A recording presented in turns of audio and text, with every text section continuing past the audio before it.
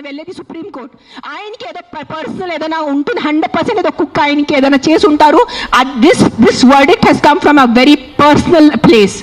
చాలా personal place వచ్చిన verdict ఇది. ఇది హ్యుమానిటీ నుంచి వచ్చిన వర్డిక్ట్ కాదు. ఇది నేను చెప్తాను, ఓపెన్లీ ఛాలెంజ్ చేస్తాను. నాకు జైల్లో పెట్టండి, నాకు ఏం చేయాలంటే చేయండి, నేను చూసుకుంటాను.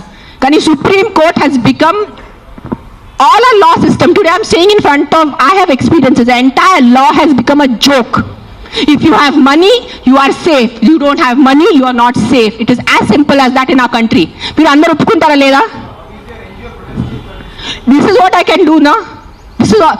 Every day we are rescuing 5 to 6 dogs. Every day 5 to 6 dogs. Ambulance వెళ్తుంది, రెస్క్యూ అవుతుంది, లక్షల బిల్ కడుతున్నాను.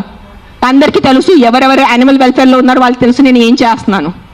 పాపం ఆల్రెడీ ఆ కుక్కలు చనిపోతున్నాయి. ఆల్రెడీ పాపం వల్ల యాక్సిడెంట్స్తో ఎంత యాక్సిడెంట్స్ వల్ల రోజు bike accident, bus accident, car accident, మొత్తం నడుము మెరిగిపోయింది, మోకాలు పోయింది, రక్తం వస్తుంది. అలాంటి కుక్కల్ని నేను రెస్క్యూ చేస్తున్నాను.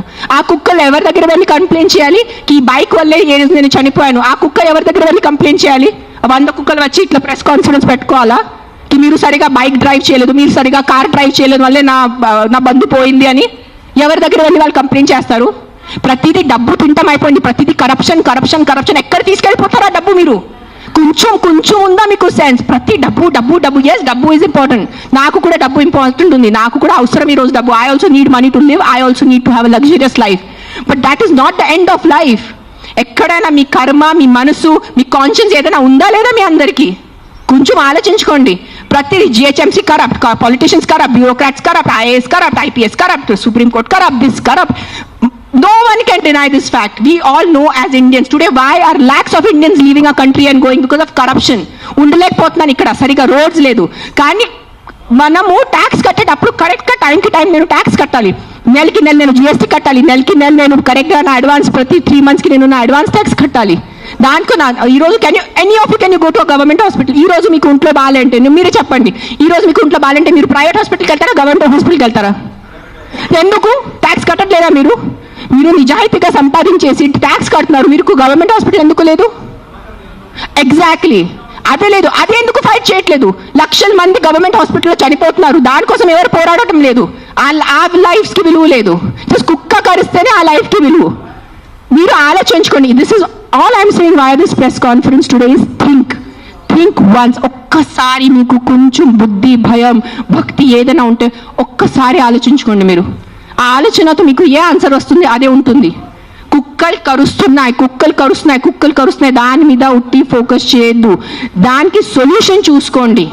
ప్రాబ్లం అంటే not killing everyone. Then rapist ఉన్నారు, దెన్ అందరు మనుషుల్ని, అందరు మగాల్ని ఎందుకు చంపట్లేదు?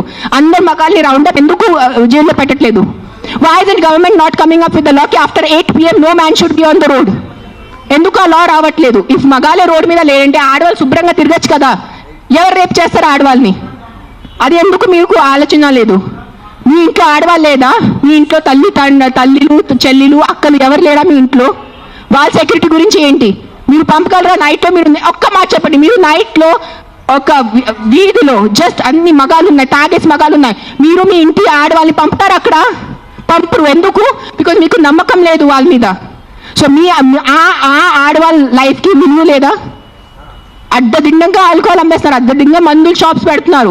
ఎక్కడ చూస్తే పెద్ద మందుల షాప్స్ ఉన్నాయి. So what about alcohol? What about the violence that comes from alcohol? మందుతో వచ్చిన వయలెన్స్ ఇంటికి వచ్చి అడ్డదిడ్డంగా కొడుతున్నారు, చిన్నపిల్లల్ని కొడుతున్నారు తాగేసి. ఆ చిన్నపిల్లల లైఫ్కి విలువ లేదా? జస్ట్ ఒక కుక్క కరిస్తేనే ఆ లైఫ్కి విలువ? Please, too much. This is too much. This is what is I think Kaliyug. బుద్ధి లేకుండా చేయటం ఇస్ కలియుగ్ అంతే. This is no other definition to Kaliyug. బుద్ధి పక్కన పెట్టేసి ఇట్లా మెంటల్ లాగా చేస్తారు కదా, ఇదే కలియుగం. ఈ కలియుగంలో ఒక్కటే అంటే ఎవరు ధర్మాన్ని రక్షిస్తారు, ధర్మ ఆ వ్యక్తిని రక్షిస్తుంది. అది ఒక్కటే గుర్తుపెట్టుకోండి. ధర్మో రక్షతి రక్షతః.